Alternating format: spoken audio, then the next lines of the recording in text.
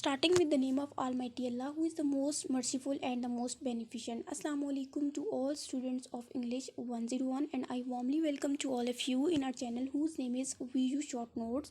So students, lesson start करने से पहले मैं आपको इस चैनल को क्रिएट करने का पर्पस बताती चलूँ। सो ये जो चैनल है उसको क्रिएट इसलिए किया गया है क्योंकि वर्चुअल यूनिवर्सिटी के जो ज़्यादातर स्टूडेंट्स हैं वो जॉब होल्डर्स हैं, तो जॉब की वजह से वो अपने LMS को ओपन करके 45 मिनट का लेक्चर नहीं ले सकते। तो इस चैनल को इसीलिए क्रिएट किया गया कि आपके तमाम वो सब्जेक्ट्स जिनके 45 मिनट लेक्चर पे कंसिस्ट करते हैं, तो उस लेक्चर को 20 से 25 मिनट में कवर कर लिया जाए।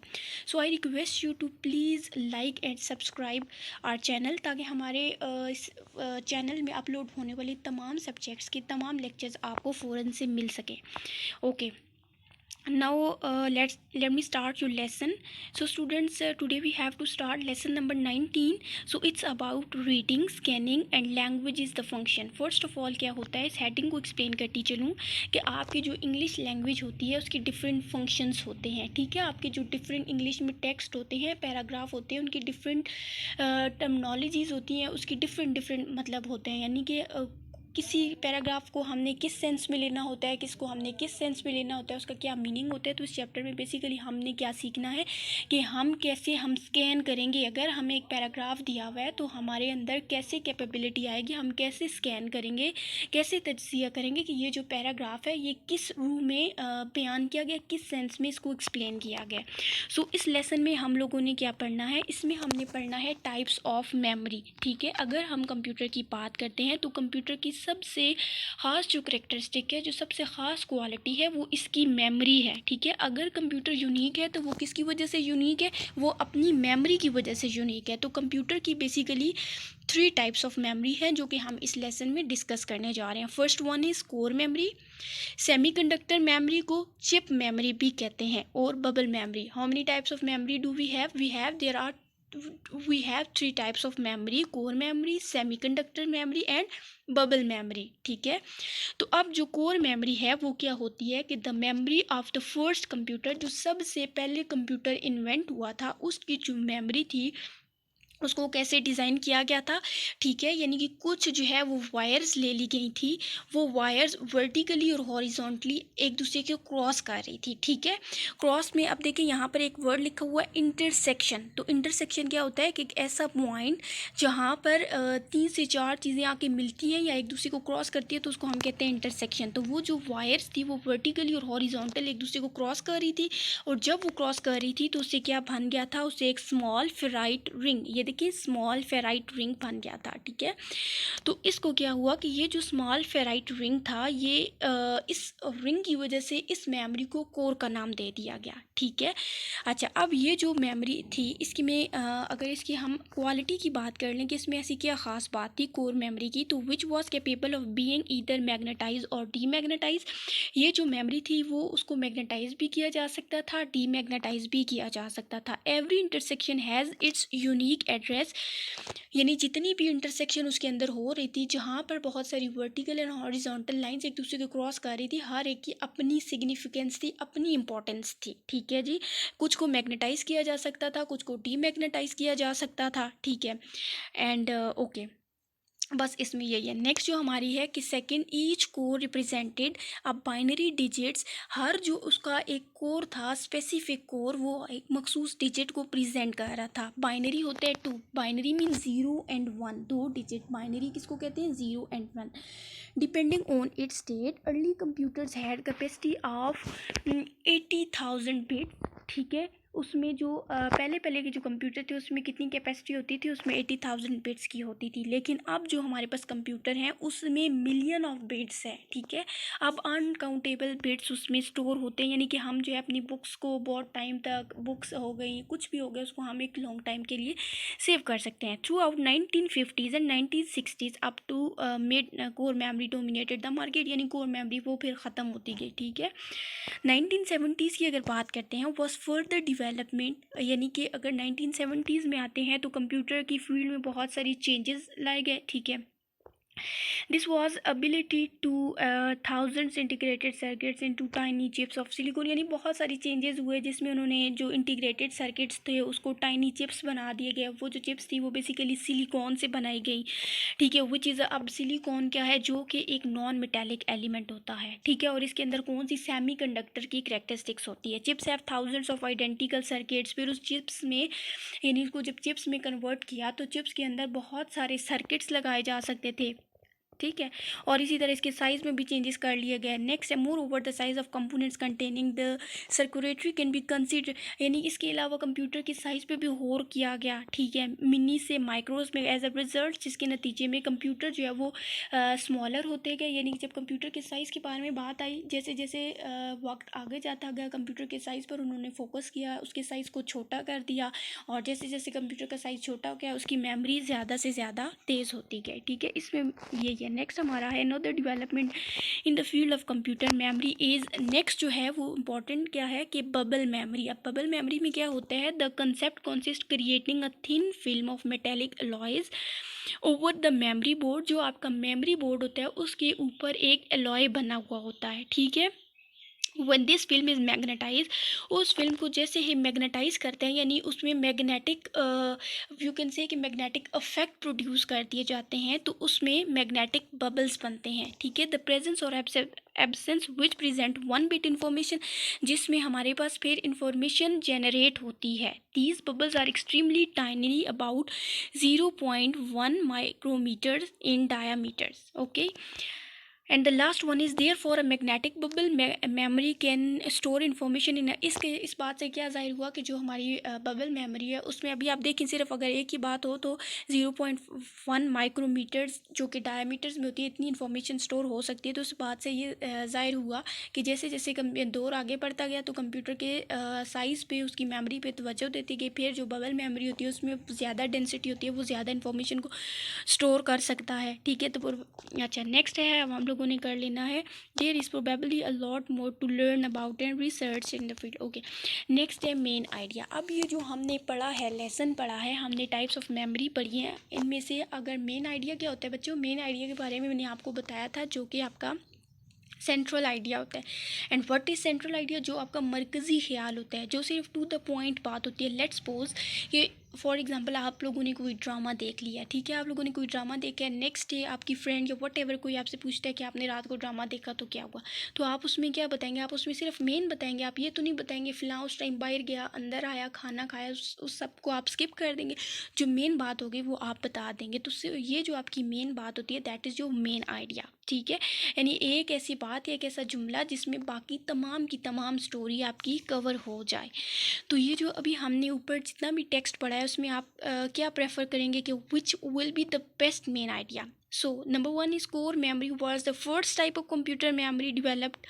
Yeah, there are at least 3 different kinds of memories used in computer. Yeah, bubble memory is the latest development in computer memory. अब देखें तीनों आपको स्टेटमेंट्स दे दी गई हैं, तो अगर देखा जाए तो I think second one will be the best option. क्यों? क्योंकि सेकंड एक ऐसा सेंटेंस है, एक ऐसा टेक्स्ट है जिसमें जो है ना बाकी तीनों के बारे में या बाकी तमाम का तमाम जो हमारा पैराग्राफ है उसके बारे में डिफ़ाइन कर दिया गया। जबकि अगर हम फर्स्ट और लास्ट वन करेंगे तो उसमें तो सिर्फ हमें एक मेमोरी का पता चलेगा, हमें तो पता ही नहीं चलेगा कि जो हमने पैराग्राफ पढ़ा है इसमें हमने कंप्यूटर की तमाम मेमोरीज़ के बारे में डिस्कस किया है, ओके। अच्छा, इसके बाद नेक्स्ट आपको दिया हुआ है अंडरस्टैंडिंग द पैसेज। आपने ऊपर सारा का सारा रीड कर लिया, अब आपने बताना है, ये आपको स्टेटमेंट दी हुई है कि वो स्टेटमेंट ट्रू है या फॉल्स है।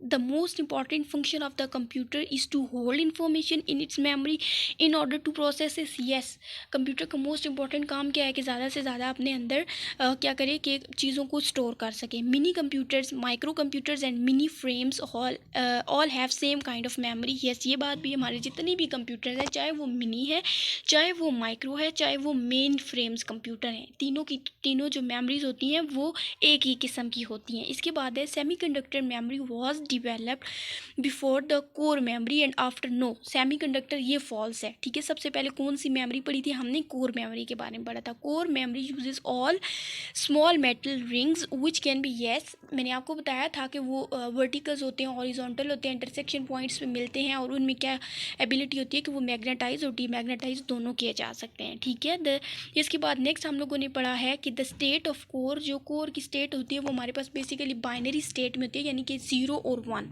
So this is also true. Next ये आप लोगों ने रीड कर लेना है। नेक्स्ट हम लोग देख लेते हैं कि हमारी क्या एक्सरसाइज है, लोकेटिंग द इंफॉर्मेशन। इसका मतलब है कि आपने ऊपर तमाम का तमाम टेक्स्ट, तमाम का तमाम पैराग्राफ रीड कर लिया। आप उसको रीड करके आपने बताना है कि ये जो सेंटेंस है वो किस पैराग्राफ में है। सो अब देखिए, first there is a core memory. तो कोर मेमोरी में हमने सबसे पहले ये किस पैराग्राफ में पढ़ा था? पैराग्राफ नंबर 1 में पढ़ा था। ठीक है, ये देखिए पैराग्राफ नंबर 1 में हमने पढ़ा था। नेक्स्ट जो है वो है further to this development chips evolved, फिर चिप्स एवॉल्व हो गए, ये हमने पैराग्राफ नंबर 3 में पढ़ा था। ठीक है, ये पैराग्राफ नंबर 3 से ली गई ये स्टेटमेंट। नेक्स्ट है there are 3 types of memory board, ये हमने पैराग्राफ नंबर 1 में पढ़ा था। ठीक है, इसी तरह आपने ये जो बाकी हैं, ये बाकी मैंने हाईलाइट्स कर दी हैं, आप लोगों ने देख लेने हैं। और ये वैसे आपके सिर्फ आपको एक्सरसाइज करवाई जा रही है, अगर आपके पेपर में आती है तो आपको पता चल जाएगा कि कौन सी स्टेटमेंट किस पैराग्राफ से ली गई है। So next one is contextual reference. अब कॉन्टेक्सचुअल रेफरेंस क्या होती है? उन्होंने कहा है कि ये जो बोल्ड वर्ड्स हैं, जैसे कि it, where, there, which one, which, each one, it, और ये जो आपने बताना है कि ये किस पैराग्राफ में आते हैं या कहाँ से लिए गए हैं। तो ये इसका आगे आपको सोल्यूशन भी बता दिया गया। ओके, नेक्स्ट है understanding the words. So synonyms क्या होते हैं? अंडरस्टैंडिंग द वर्ड्स का मतलब होता है कि लफ्ज़ों को समझना। ठीक है, सिनोनिम्स होते हैं कि words having the same meaning, यानी कि different words having same meaning, लफ्ज़ मुख्तलिफ होते हैं बट उनका मीनिंग सेम होता है। फॉर एग्जांपल सेड, सेड का जो सिनोनिम है वो है मेंशन, ओन, ओन का है रिस्पेक्टिव, प्रोग्रेस का है एडवांस। ठीक है, अब नेक्स्ट जो है वो है एंटोनिम्स। एंटोनिम्स क्या होते हैं कि same words having different meaning, यानी कि वो होते एक जैसे हैं लेकिन उनके जो मतलब होते हैं वो डिफरेंट होते हैं। जैसे कि नाइदर, ठीक है, नाइदर या नॉर, ईदर। ठीक है, bye past, pass through, increased, reduced, increase बढ़ना, ठीक है, reduced. Okay, words form next है कि आप लोगों ने वर्ड्स फॉर्मेशन कैसे करनी है। ये बेसिकली आपकी फॉर्म ऑफ द वर्ब जो होती है ना, वो कितनी होती है? 3 होती है, फर्स्ट, सेकंड एंड थर्ड। तो ये आप लोगों ने क्या करना है कि आपको पता होनी चाहिए कि वर्ब की कौन सी फॉर्म कहाँ पे सूटेबल है, किस टेक्स्ट में सूटेबल है। ठीक है, basically we have 3 forms of verb.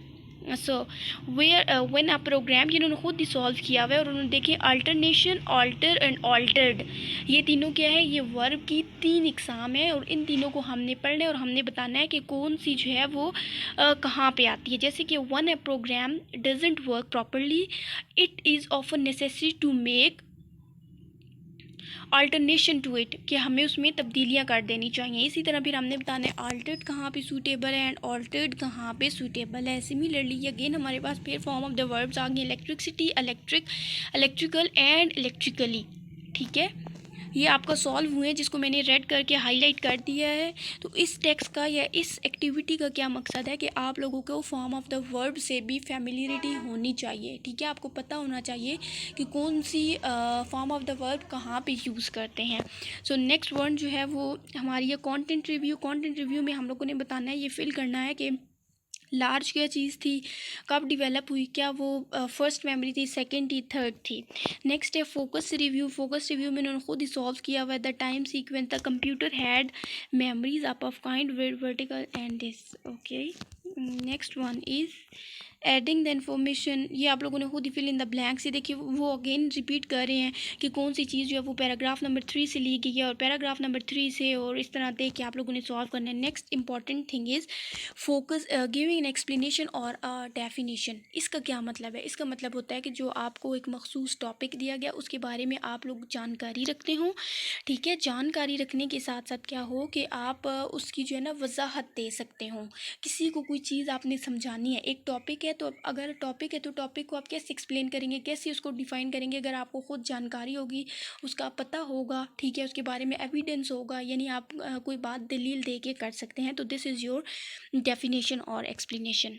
और इसके अलावा जो है हमारा ये चैप्टर इसमें क्या है, हाँ यस, एक और चीज़ इसमें आपको बताई हुई है कि डिफरेंट वर्ड्स होते हैं, उनको आप कैसे ऑल्टर कर सकते हैं, कैसे रिप्लेस कर सकते हैं। जैसे कि मीन्स बाय, इसका मतलब है वी मीन, हमारा मतलब है। It's taken to be by, it's mean, ठीक है। Denotes in other words, refers is define as that's to state.